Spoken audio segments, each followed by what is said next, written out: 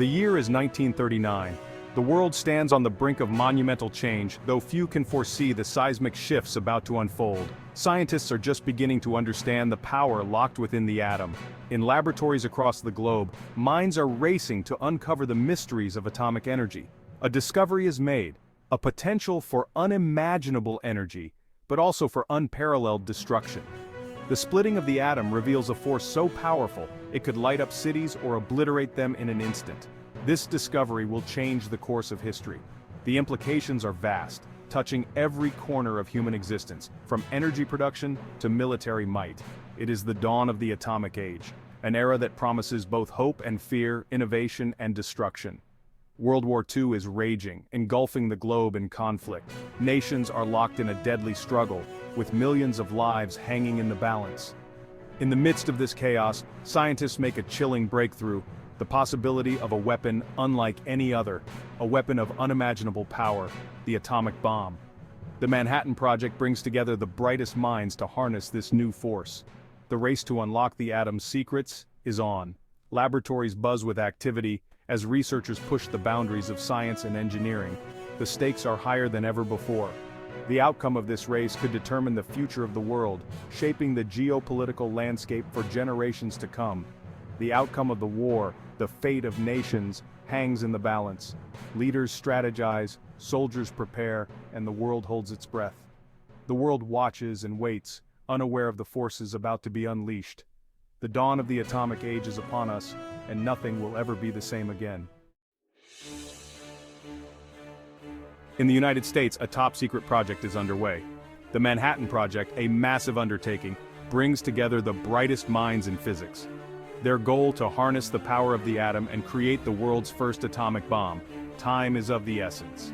The scientists work tirelessly, driven by the urgency of the war.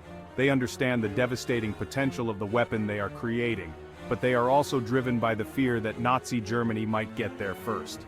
In the New Mexico desert, the Trinity test changes everything. The blinding flash, the mushroom cloud reaching skyward, mark a turning point in human history.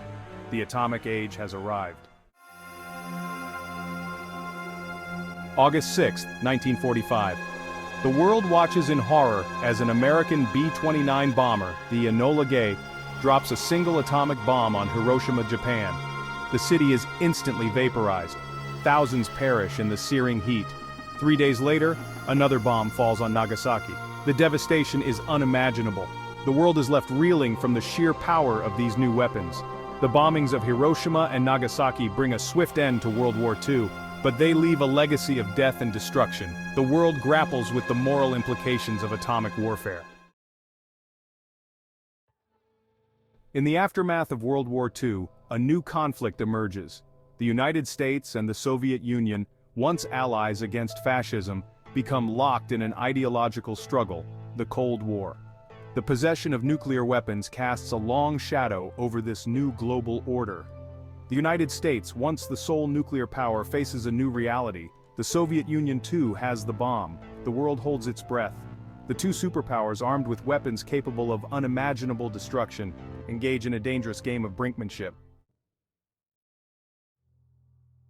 Section 5. The Nuclear Arms Race, a Perilous Competition. The Cold War becomes a race for nuclear supremacy. Both the United States and the Soviet Union pour vast resources into developing more powerful and destructive weapons. The arms race escalates at a terrifying pace. The hydrogen bomb, thousands of times more powerful than the bombs dropped on Japan, is developed. Intercontinental ballistic missiles, or ICBMs, are deployed, capable of reaching targets across the globe in minutes. The world watches in fear as the arsenals of the superpowers grow larger and more deadly. The threat of nuclear annihilation hangs over humanity like a sword of Damocles. Section 6. Living in the shadow of M.A.D, the Doctrine of Terror. Out of this terrifying new reality, a chilling doctrine emerges: mutually assured destruction, or M.A.D. This doctrine is not just a strategy, but a way of life that permeates every aspect of society during the Cold War. The theory is simple and terrifying. Any nuclear attack by one superpower would inevitably lead to retaliation by the other, resulting in the annihilation of both. This means that the mere possession of nuclear weapons by both sides creates a precarious balance. where the threat of total destruction is the only thing preventing war. M.A.D becomes the grim logic of the Cold War. Political leaders, military strategists, and ordinary citizens alike must navigate this new world where the stakes are nothing less than the survival of humanity. It is a doctrine of terror, a delicate balance of power based on the understanding that the consequences of nuclear war are unthinkable. International treaties and arms control agreements are signed in an attempt to manage this balance, but the underlying fear remains. The world lives in the shadow of M.A.D. Civil defense drills, public service announcements, and the construction of fallout shelters become part of everyday life as people prepare for a catastrophe they hope will never come.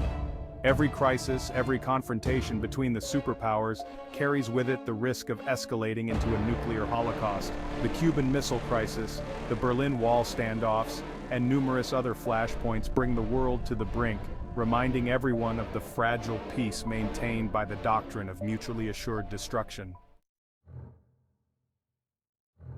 Section 7: The Cuban Missile Crisis, Brinkmanship on a Global Scale. This pivotal moment in history showcases the extreme tension and high-stakes diplomacy that defined the Cold War era. The fragility of this nuclear standoff is never more apparent than during the Cuban Missile Crisis in 1962. It was a time when the world teetered on the edge of unprecedented catastrophe, with the fate of millions hanging in the balance. The Soviet Union deploys nuclear missiles to Cuba, just 90 miles off the coast of Florida, putting the United States within easy striking distance. This bold move by the Soviets was a direct challenge to American power and a significant escalation in the Cold War. For 13 tense days, the world holds its breath as the United States and the Soviet Union stand on the brink of nuclear war. Families gathered around their televisions, anxiously awaiting news, while leaders deliberated behind closed doors. President John F. Kennedy and Soviet Premier Nikita Khrushchev engage in a high-stakes game of brinksmanship.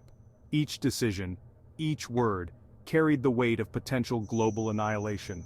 The pressure on both leaders was immense as they navigated this perilous situation. Through diplomacy and restraint, disaster is averted. The resolution of the crisis required careful negotiation, mutual concessions, and a willingness to step back from the precipice of war. It was a testament to the power of diplomacy in the face of seemingly insurmountable odds, but the Cuban Missile Crisis serves as a stark reminder of the ever-present danger of nuclear war. It highlighted the thin line between peace and destruction, and the importance of vigilance and diplomacy in maintaining global stability. The lessons learned from this crisis continue to resonate in today's geopolitical landscape, reminding us of the fragile nature of peace. Section 8: Détente and Disarmament, a Glimmer of Hope. The Cuban Missile Crisis has a sobering effect on both superpowers. The world breathes a collective sigh of relief as the United States and the Soviet Union begin to explore ways to reduce the risk of nuclear war. A period of détente, a thawing of relations begins.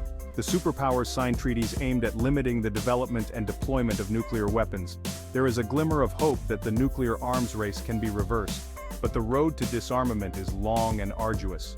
Mistrust between the superpowers runs deep. The threat of nuclear war, though diminished, remains. Section 9: The Fall of the Soviet Union, a New World Order. The Cold War finally comes to an end in 1991 with the collapse of the Soviet Union.